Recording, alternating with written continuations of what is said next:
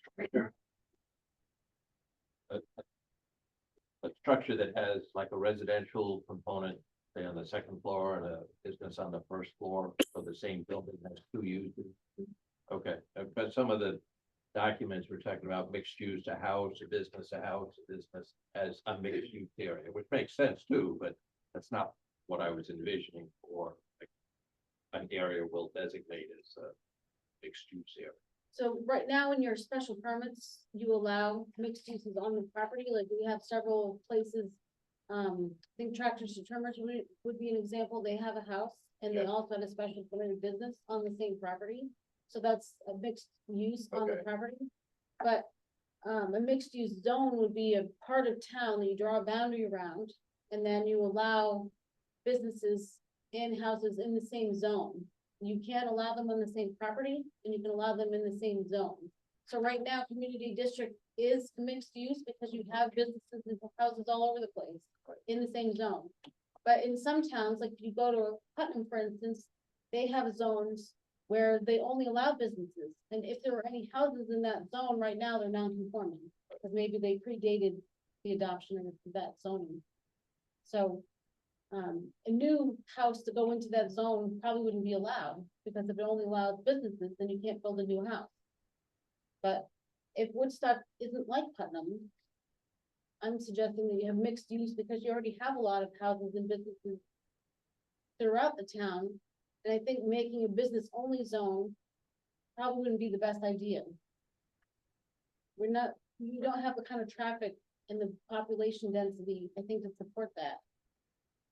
Yeah. And I don't think you should create nonconformities. It creates problems with financing.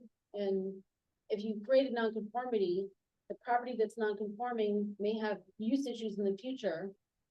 And I can give you a great example applicable to Woodstock, but say in Putnam, you might have a property that's nonconforming, maybe for residential. Maybe they have 4 units and they're only, with the new current regulation, they're only allowed to have 2. It becomes non-conforming. It could be difficult for the new property owner to buy it because financing isn't interested in buying non-conforming lots. You can't expand, you can only continue as they are. So if they went, say, from the 4 units to 2 units, and then decided because the market changes, they want to go back to 4, but they can't. Because once you take a non-conforming use and you make it more conforming, you cannot go backward. So it's difficult for financing. A lot of lending institutions won't lend for those properties. So then who's the interested party that wants to buy them? Only someone who doesn't need the mortgage. Sometimes when it comes to multifamily properties, sometimes those owners are absent landlords that may not take the best care of the property. Doesn't always happen that way, but sometimes that's a problem.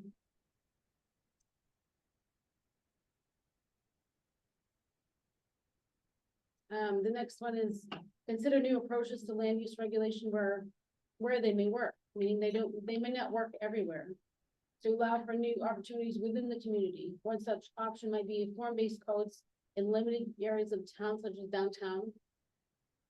So form-based is more about the structure, not about the use. So sometimes they're complicated.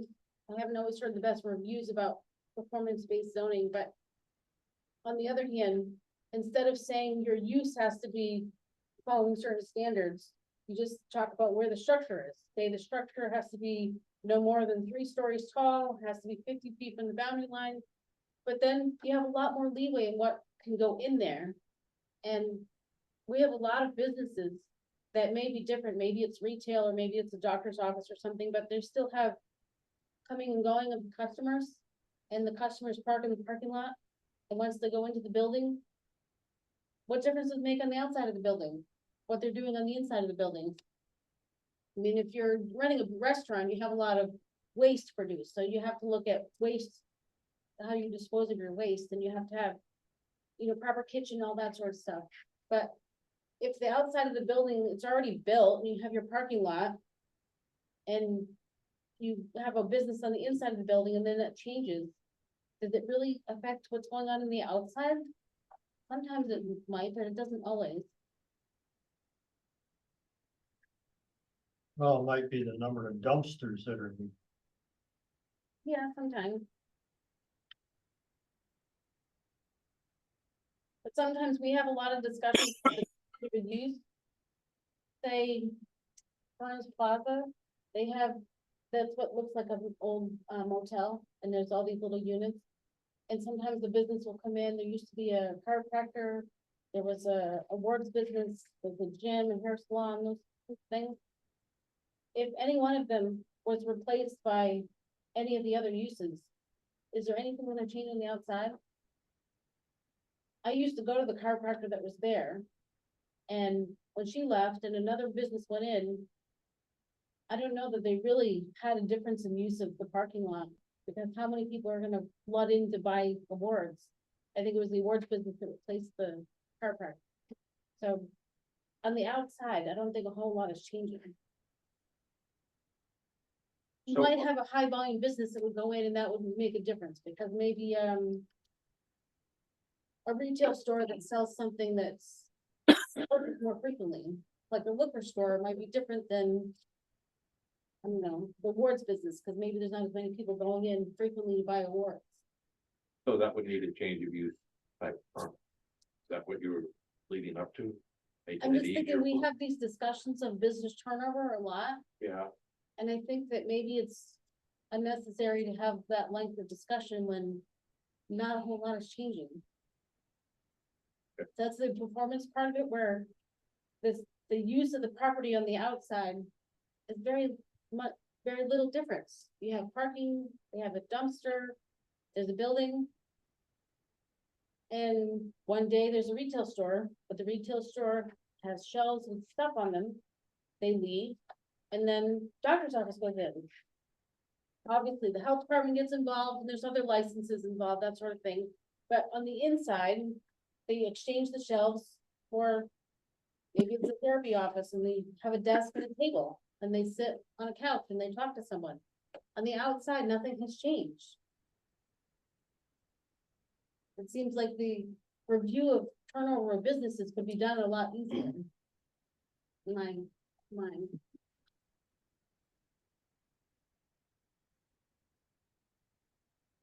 So towns have access to their own GIS, and so they can look up the information on the property and review it as part of the staff review. Some of that information, maybe don't have to require so much information from the applicant. You still need the survey, obviously, but maybe there's some of this stuff that could reduce the cost in the applicant because the town has access to the information.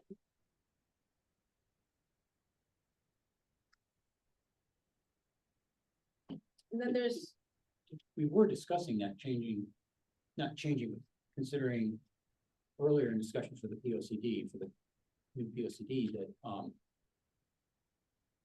we had that discussion about looking into that, making it easier for the land use officer to, whether it's, unless it's a severe change of use, might not need to come in front of us. And we did have that discussion to put in the new POCD, I believe, right? we had some discussions about stuff like that. Yeah. Okay.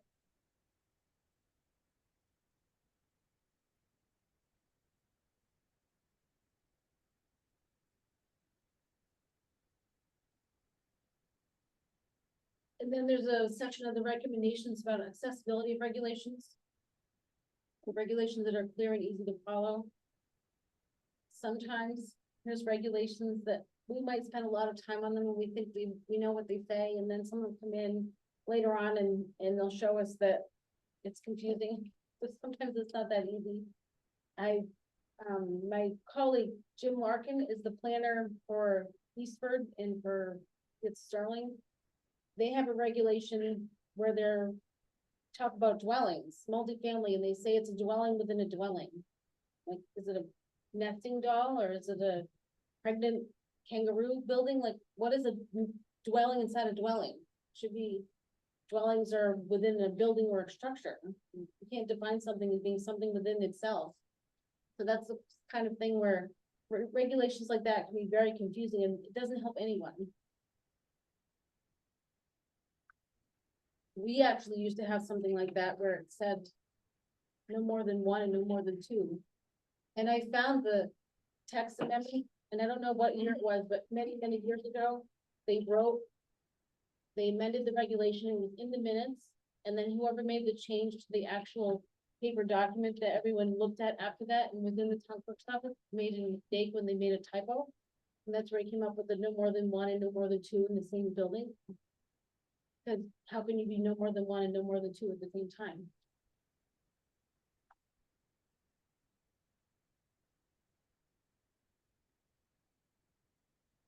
We have struggled trying to make regulations that are clear and concise, and make sense, and then. You do it, you go through it, and then you go back and read it the next time, and it's like. I think it's very difficult to make clear, concise regulations. I mean, we try, but I mean, some of those. Sometimes people say, this doesn't make sense, you have to go back and look at it. Frustrating thing is, I notice everyone and I send out I have a public notice registry, so I send a notice of the proposed amendment to everyone on the list, and that includes some surveyors and engineers that do applications. And then they'll come to the meeting, and then later on, they're complaining about the regulation. I'm like, well, why didn't they come to the meeting and share their frustrations? But instead they wait until they have an application and they complain to me about the regulation. The next thing is on process and practice, and we were talking about that this evening. Land use staff that has sufficient hours to do the job they are tasked with doing is preferable for all parties. So this is more about how the staff does their job. And then there's some other best practices. So in some towns, they're only allowed by political party, like in Woodstock where you're elected. But we have some, I mean, you have a big commission, but some of the towns in the region have a very small commission. They have a very hard time getting a quorum. So perhaps if they were to allow people who were unaffiliated who could join, or maybe not requiring that they be elected. Because we have some towns that they have the bare minimum number of people, and then if someone's sick, we can't hold a meeting. So you gotta have a lot of people on your commission, so you don't tend to have that problem.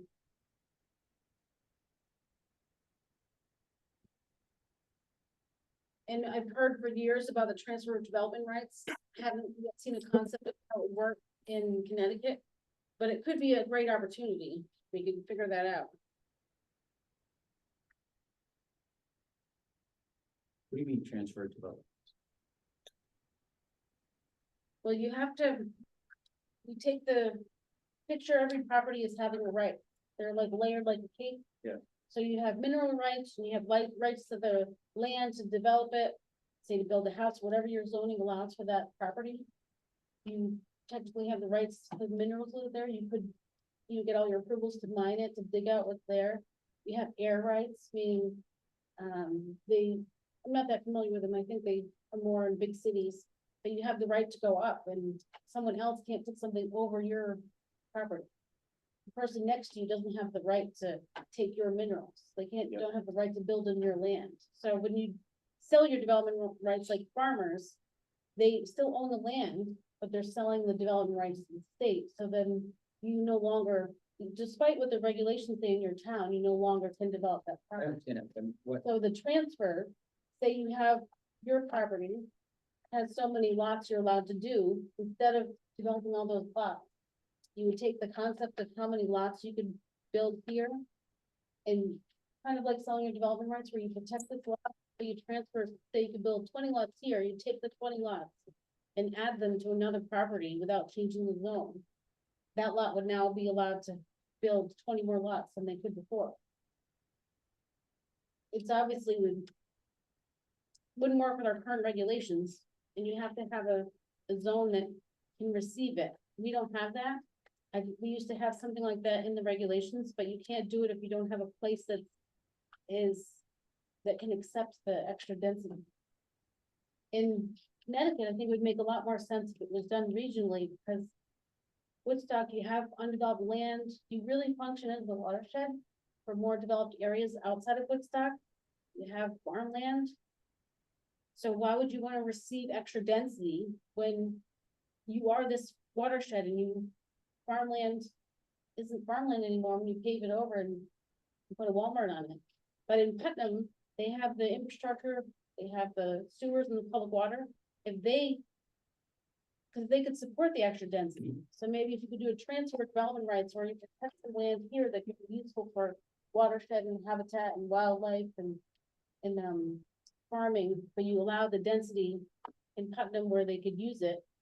And where it would be walkable and people could walk to work and it'd be therefore more affordable and that sort of thing. We work more regionally, I think. We just haven't figured out how it would actually, how you can make it happen.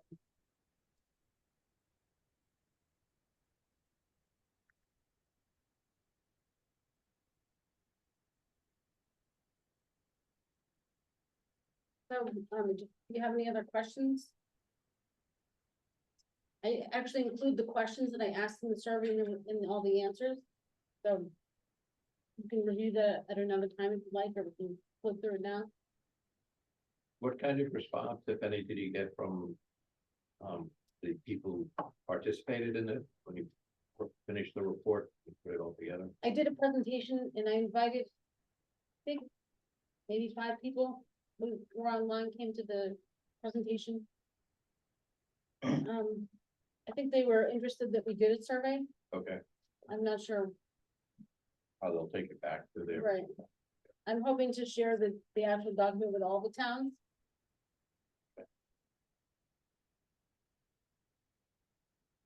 So for instance, this shows you the participation from the different towns.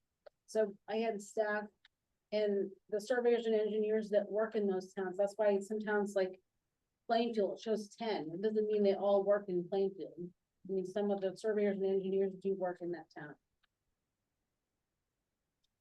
And Thompson doesn't have 10 land use staff people.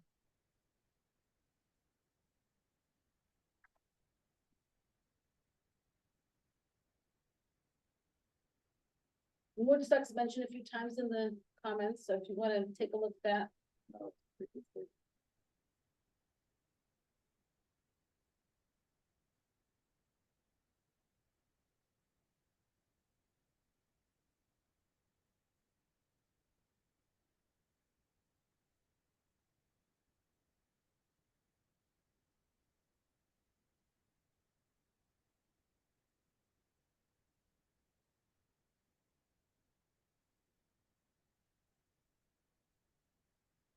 One of the questions was about, should zoning in Connecticut continue to be different in each town, or should it be regional? You had 19 people responding, zoning should be individual to each town. And you had 6 people saying some aspects of land use should be regional. I've never seen a survey like this before, so I thought it was very interesting.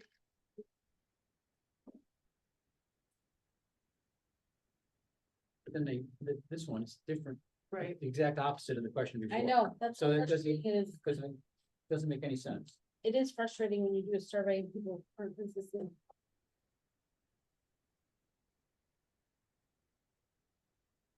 But this is the process. The other one was zoning itself. 2 different questions.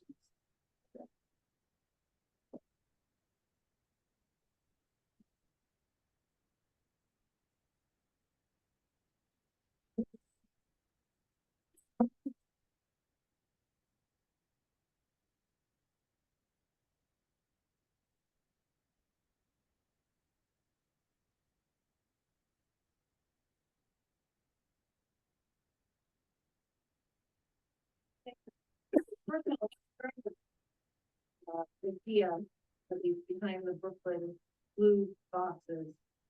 I think that it makes a lot of sense, of if it's something close enough, it doesn't need a special permit. You know, if there's not a big change, and I feel like, well, not, at least in witnessed, and I could be wrong, but what I witnessed here, it generally is, well, but that's different, so it must be a special permit. And it's hard, right, because it's just a lot more work. If it's a similar enough, even the proposal that came for this Nexit house, multiple people said, well, we're telling you, you have to do all this extra work, but please don't give up, please do it. There's some way that we've got to make it easier. I know it's an ongoing conversation, but I could feel it in the group that night at that particular meeting. So this Brooklyn blue boxes, it's interesting to me that it sounds like it's an easier process, but you said trying to read through their paperwork, But they might very have, complicated. when I reviewed their regulations, they hired someone and I think they paid like 80 grand to have these fancy regulations created that are very, very long. And I think it would take lots of people to do that job. I'm not sure that that's the version they approved, Oh, okay. because I don't work understand in that. Brooklyn and I just happened to look at them when they were drafted and I thought, that sounds like big city. Right. Those regulations are incredibly complicated. Well, and then there's the other thing, like the conversation around lighting regulations brings me back to Stuart's point earlier of needing to be able to enforce whatever ordinances, whatever regulations we have in town. I mean, because there's, Rusty Relics, Christmas lights or whatever, lights that are on all the time. How is that with the town? The holiday lights were exempted. So, For the holidays. well, what holiday? I mean, Yeah. they're on all the time, so you can put up your Christmas lights and it's holiday lights, so they're exempted year round. I mean, what is, No, I don't think they're supposed to be year round, but, right, and I'm just throwing it out there as an example of if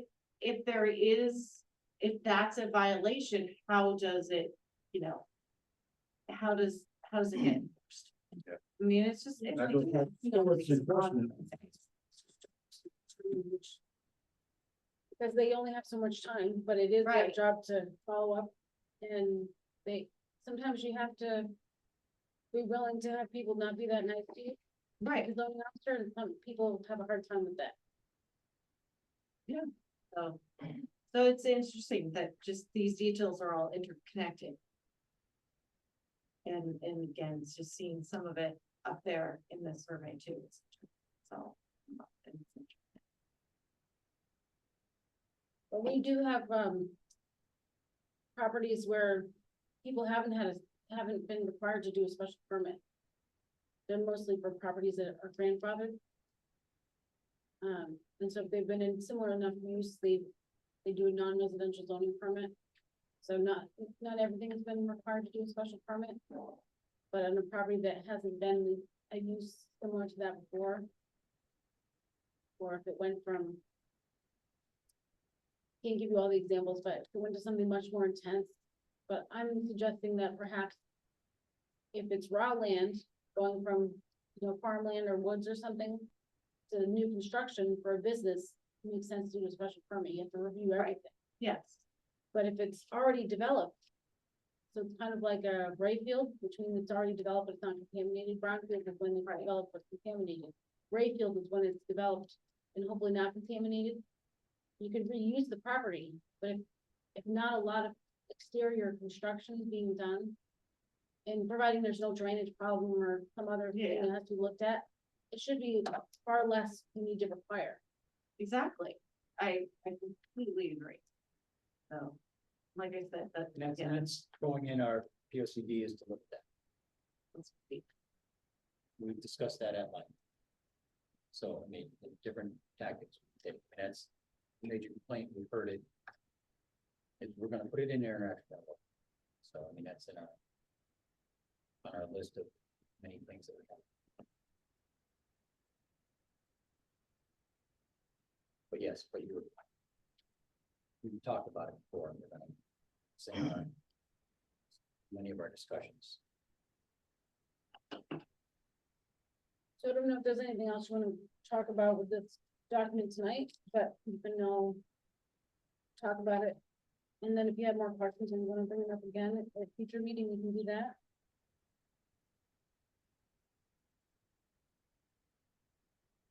For a lot of responses about the stock regulations being the worst they dealt with. Compared to other towns in your. I mean, like arcane and not accessible to residents. Expensive for applicants with excess mapping requirements, yeah.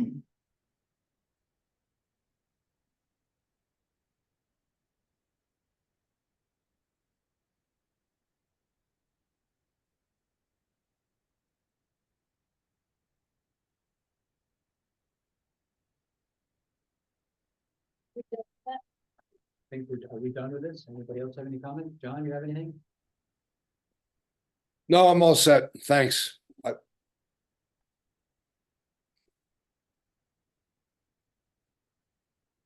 So. Do we have anything else on the POCD update? Not tonight.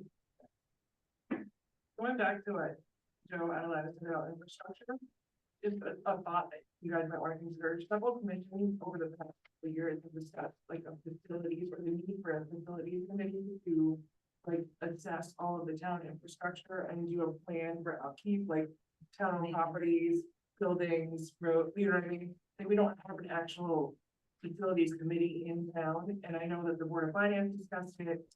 I don't know who else, but multiple committees have discussed, that might be one a consideration to look into in the future. And, you know, do we need a facility like that? Do we need a plan, a reciprocal plan? Should we have a facility, something in the town to take care of its infrastructure and plan for its upkeep? Yep, I think that's a good idea. It isn't part of your long-term budget. There was. There's a capital, there's a plan of.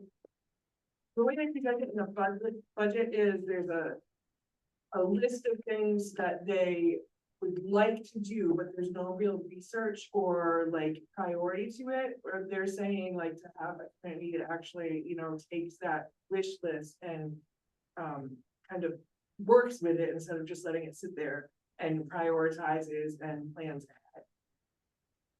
Well, and also what I'm hearing Amy say is the first proposal is almost more of a maintenance plan. So that there's a step by step, while the capital plan is Just a list of things that need to, that could be done, right, yeah. Well, that's why hopefully we get a committee that selectmen form, they'll come in, because I mean, that. Kind of out of our wheelhouse for this committee. But the plan of. But as a plan of but in so. Taken on by you, and that's, Yes.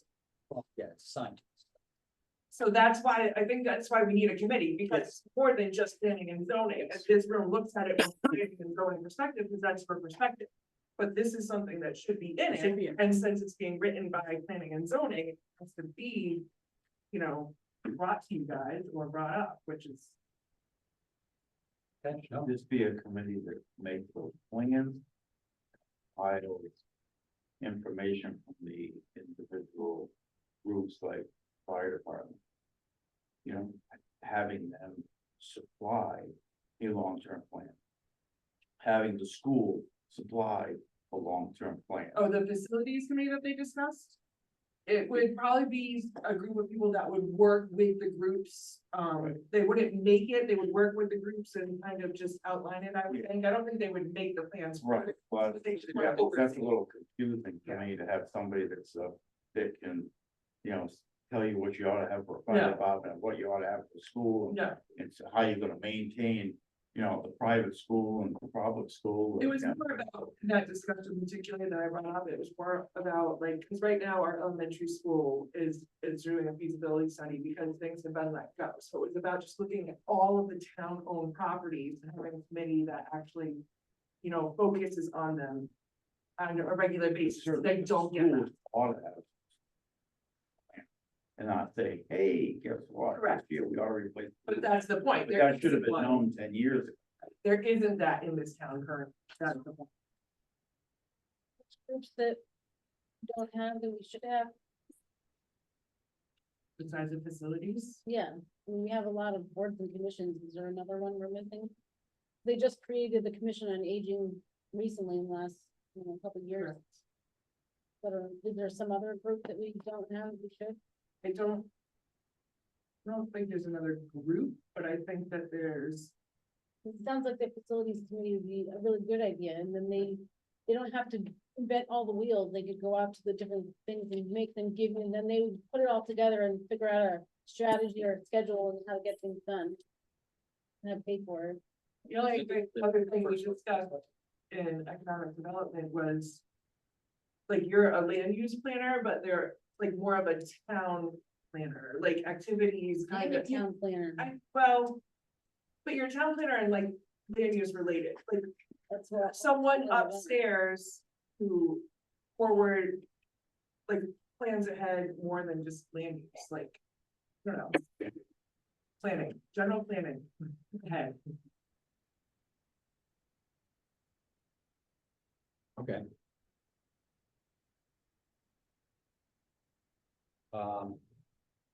Anything else?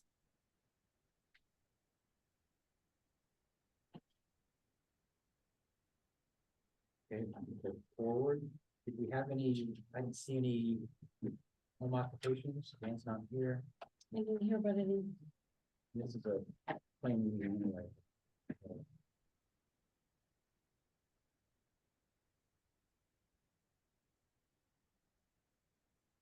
Citizens' comments. Okay. Stuart's done. Communications, got a quote from design professionals for the looking at the as-built 600. Not safe into that, right?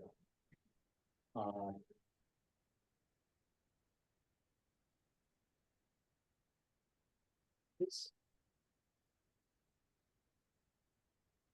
$650. 650.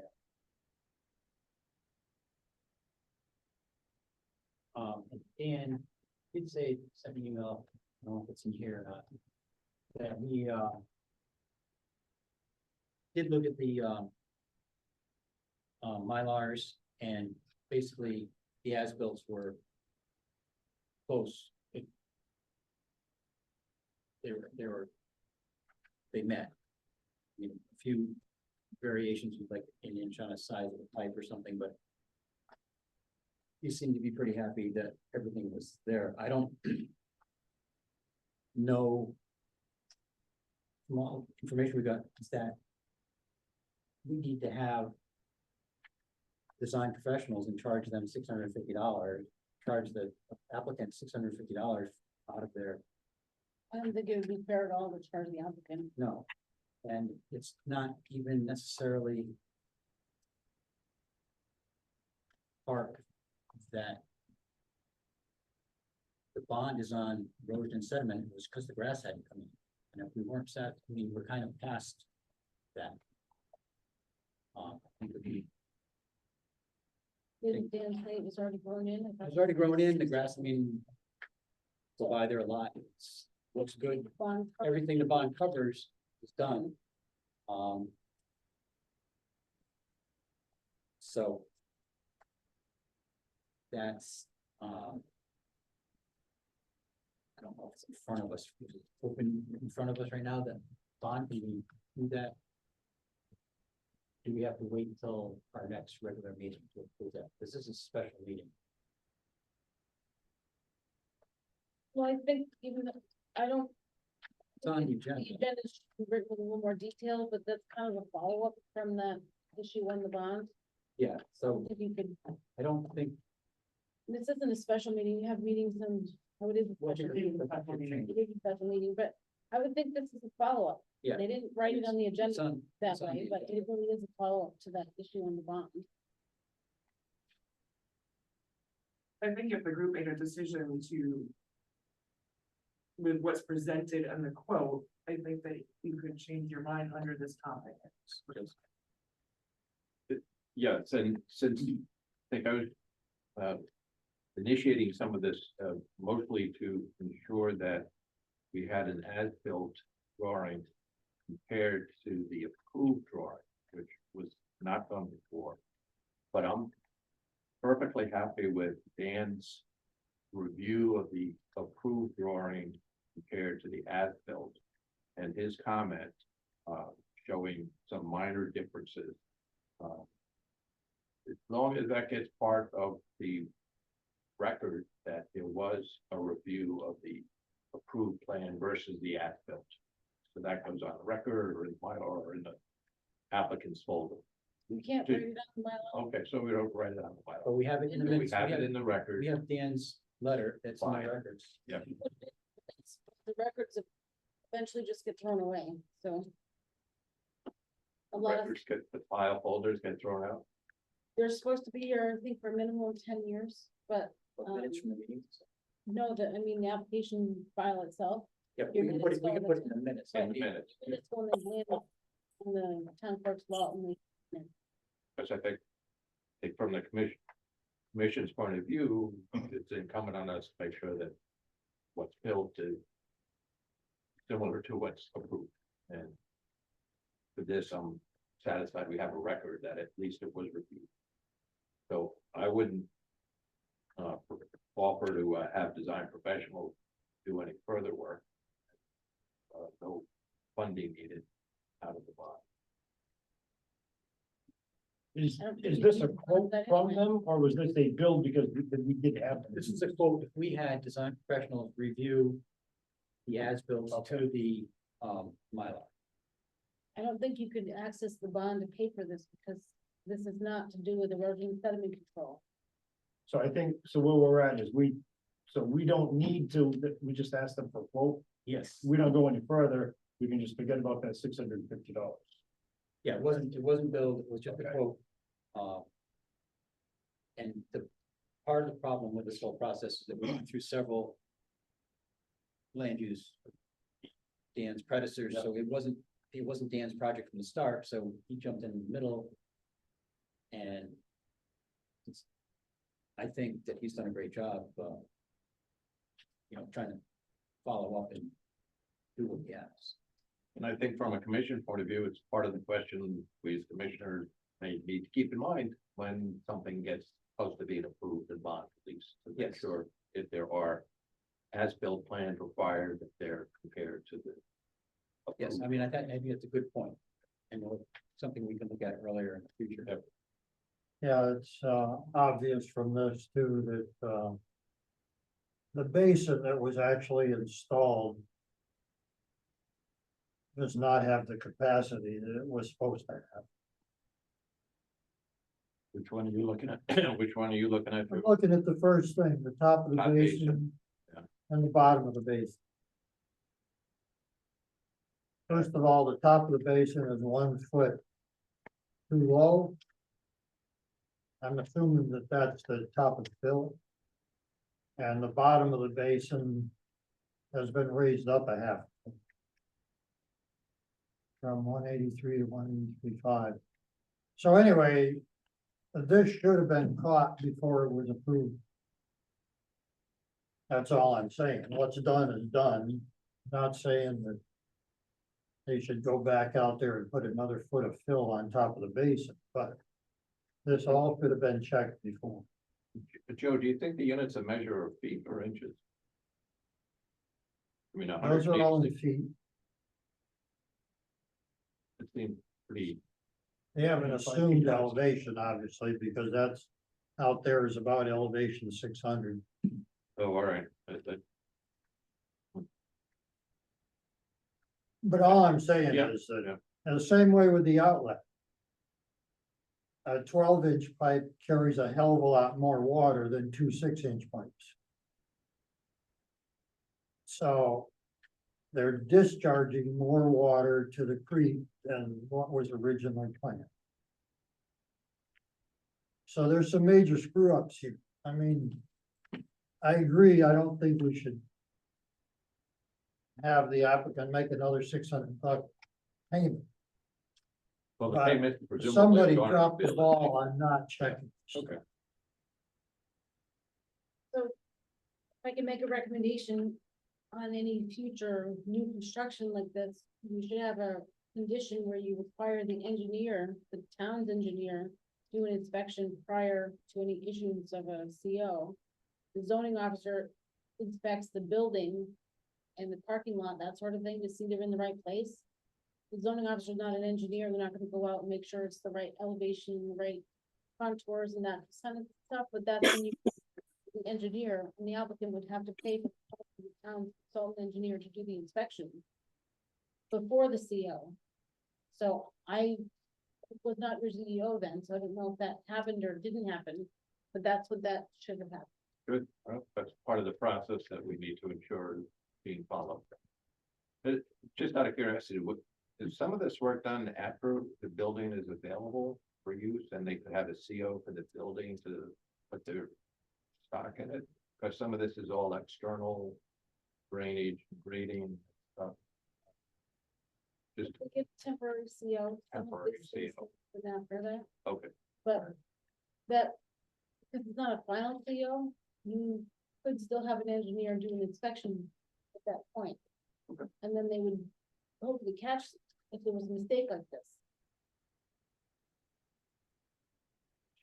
so I don't know if you need a motion to follow up on the follow-up, or this is the, Well, what we need is, I think we need a motion to approve the release of the the bond. release of the bond.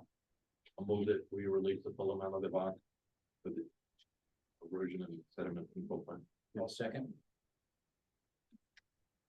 All in favor, or actually, any more discussion? All in favor? Aye. Any opposed? Any abstentions? So moved. Mark, seconded. Yes. I don't think we have any other communications. I just have one follow-up. Yes. Nothing to do with this. I was thinking it might be helpful if I write up how the process works from concept through application, through construction, CO, so you guys will know what your role is. If Good. you're interested, I was gonna try to put some time into that to put it together, hopefully by February.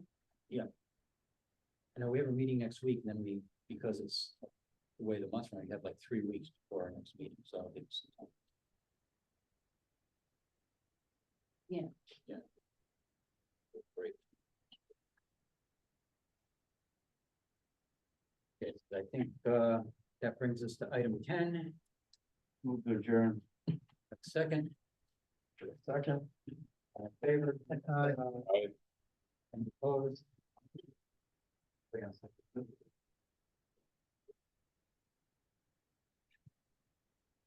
John? Hi, John. Bye. Enjoy your time in New York. What I part- am. I have a new grandchild. Oh, great. Congratulations.